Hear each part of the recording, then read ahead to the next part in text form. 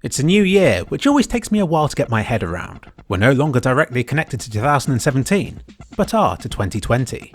Those things I did last January are now a whole year ago, and I've got to make another analysis video.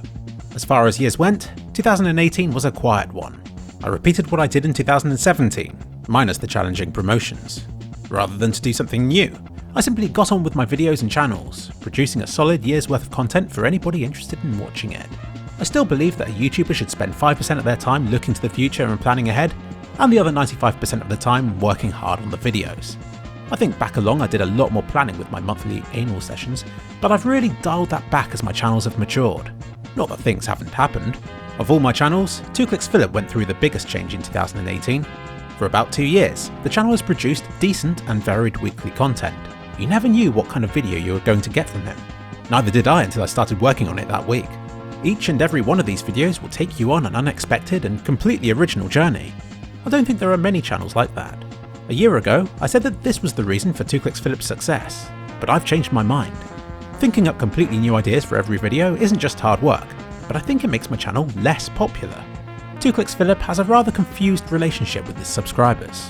kliksphilip doesn't have this problem. You like CSGO content? You subscribe to him. And this kliksphilip channel? Well, I have no goals nor aspirations for this one. This channel's success is irrelevant, but it always comes as a nice surprise.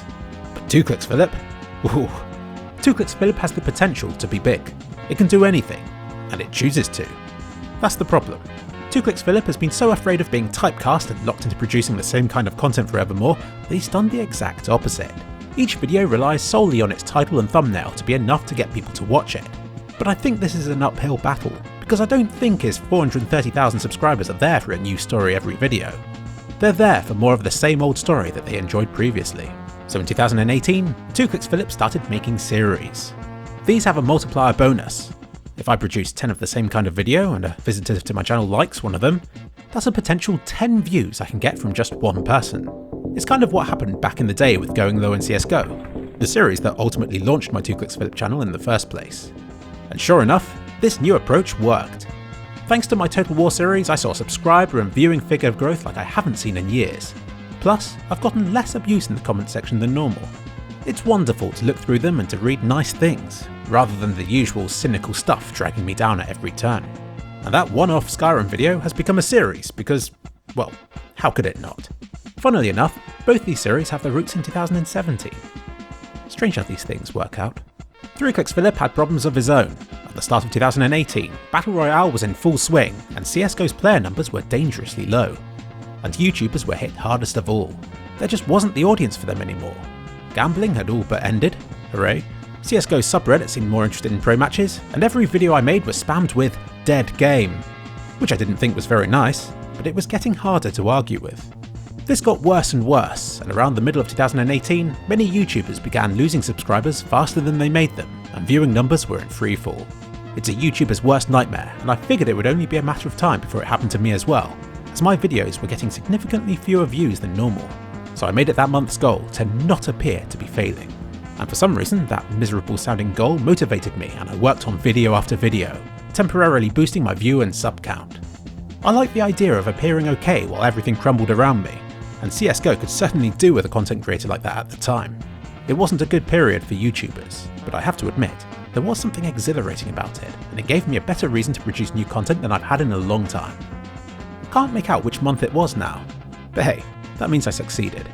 I don't know what caused it, but I did the same in October, going wild with the videos, releasing a video every day for a while just to see what it would do to my channel.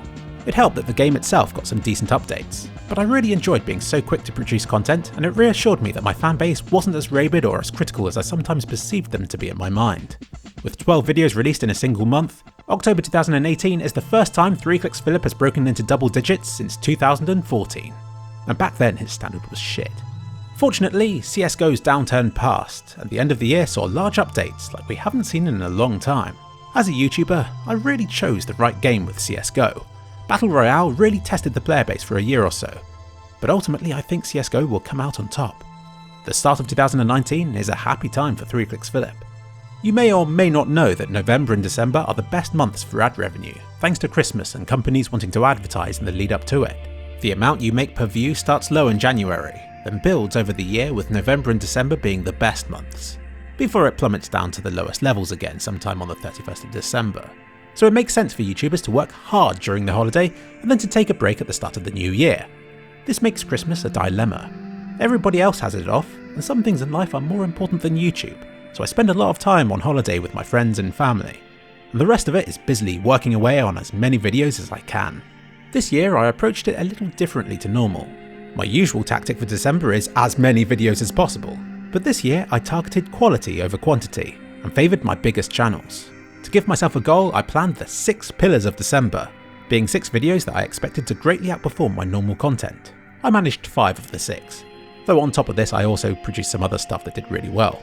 However, something's got to give, and over Christmas I neglected kliksphilip completely.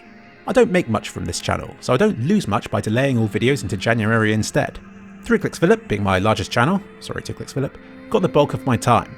I think it worked out. From 3kliksphilip I gained a good number of views, but more reassuringly I grew by 430 new subscribers a day. There's still hope for CSGO YouTubers. 2kliksphilip, once again, got the most radical approach to the festive season. In October I posted a roadmap of mine on Twitter. Knowing how much I changed my plans, I was absolutely sure that I would be able to produce all these videos and then some. Well, I got this one done, then this one, and then failed to do this, and this, and this. And this one, of course. In fact, it was only kliksphilip who stuck to his plan for December.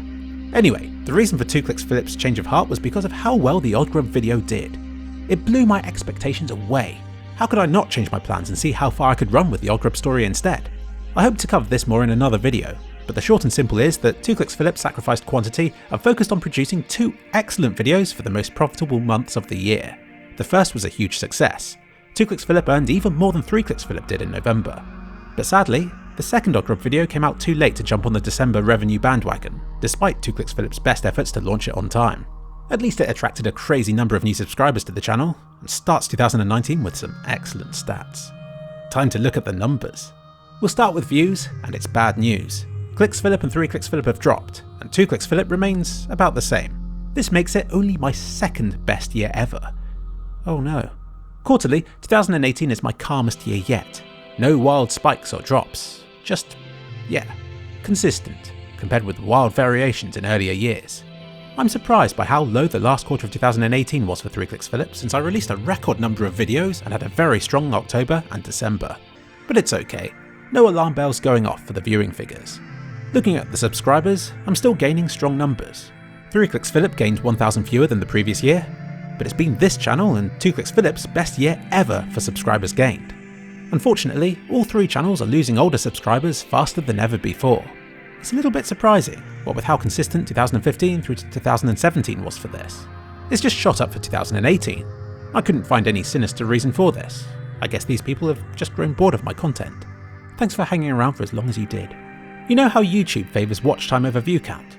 I don't. I still like views. But all else being equal, I'm pretty certain that YouTube favours longer content. I don't know if it's the algorithms or the viewers, or maybe a bit of both. But if I release a short video, it won't do too well, and my whole channel will suffer until I release a newer video that's longer. Maybe this is why my average video length has crept up. The average used to be 3 or 4 minutes, but now a lot of my content is creeping up to, and beyond, the 10-minute mark. It's not my intention to hit 10 minutes that I can plaster my videos with ads, and I hate YouTube channels that do. It's so obvious when you look through their videos and they're all 10 to 11 minutes long and spammed with ads. But I'd be lying if I said it didn't benefit me, and if the success of my longer videos hasn't influenced my plans going forward. On the plus side, this gives me extra justification for focusing on the super long and complicated videos that 2kliksphilip has been working on lately. I enjoy looking through the most viewed videos of all time on my channels. This is kind of like the Hall of Fame, showing which of my videos have been the most successful ever. Has anything from 2018 made it up this far? Remember, this gets harder every year because new videos are up against more older ones, which have had more time to accumulate views. Here's how 2018 did, compared with the 2017 figures from last year. In short, I've had the same number of videos reaching the top 100 for the channel of all time, but fewer getting further up the list, with very few videos from 2018 reaching the top 10 or even 25 of all time for the channel they're on. 2kliksphilip's most popular videos were interesting. With the exception of my Half-Life 2 competition video, the 5 most popular videos from 2018 were all either from Total War or the Skyrim series. Congratulations to Free CSGO, Oddgrub, and The Baited Response for being the most viewed videos of 2018 on each of my channels respectively. Now, let's have a look at how many views my best videos from 2017 have. But remember, these have had an extra year to be seen. If I adjust these viewing numbers down to how they were a year ago, this makes the comparisons a bit fairer. But still not fair, because a year ago, the videos you see here weren't the most viewed videos of 2017 for 2 or 3 kliksphilip. These were instead. But you get my point. 2017's most viewed videos were more viewed than 2018's were, all else being equal. All this goes to show how much can change with time, and just how much older content contributes to later years' viewing figures, and is even more reason for why popular series are the lifeblood of a channel, and something that 2kliksphilip has been missing until 2018. I keep on referring to the Oddgrub videos as though they're a series, and it's true, I did release 2 videos in 2018, but the second was so close to the end of the year it's almost worth calling a 2019 release, as this will be when it gets the bulk of its views, and will hopefully lead many viewers back to the first video again. Series are so great, maybe I should find ways of adding them to my other channels as well. 2018 hasn't surpassed 2017, but it's been a decent year and I'm positive about the future. 2019 will be an exciting time for my channels. For 3kliksphilip, CSGO is in a stronger state with a larger fanbase than it has had for a long time. For 2kliksphilip, I look forward to producing videos that are part of series. I expect there will be far fewer videos than in previous years, but still think this approach will result in more views, more subscribers, and more re-watchability in the long run. And I'll be even more proud of the videos. I love re-watching the Oddgrub and Total War videos of mine, while the others I make only become appealing once I've forgotten what they're about in a year or so. On to the predictions. Last year I played it safe. I forecast that 2kliksphilip would have 400,000 by the end of 2018. He actually had closer to 430,000. And 3kliksphilip has also smashed his target by over 50,000. This time, let's predict some more ambitious targets. If 2019 is like 2018, then this is how large all of my channels will be by 2020. But I think it'll be better. kliksphilip will have 190,000. Not that I care. 3kliksphilip will be over 900,000 subscribers, and 2kliksphilip, I'm feeling great about right now, and will set an ambitious 600,000 subscriber milestone by the end of the year, meaning that he'll finally be catching up with 3kliksphilip again. Oh, and I got the third 100,000 subscriber plaque for this channel. It's hanging up on the wall in my parents' house, but I chose the name 1kliksphilip because it looks nicer compared with the others. Makes me wonder if I should have named this channel that instead. You know, I met somebody at an event in 2018 and they said they wished they could be in my shoes. Afterwards, I thought about where I wanted to be, and although I'm perfectly happy where I am right now, I'd be equally happy to be back in 2014 again. My YouTube journey stretching out ahead of me, shrouded in uncertainty but littered with possibilities. That, I think, was the most exciting part of my journey, and if you have nothing right now, you're closer to that than I'll ever be again.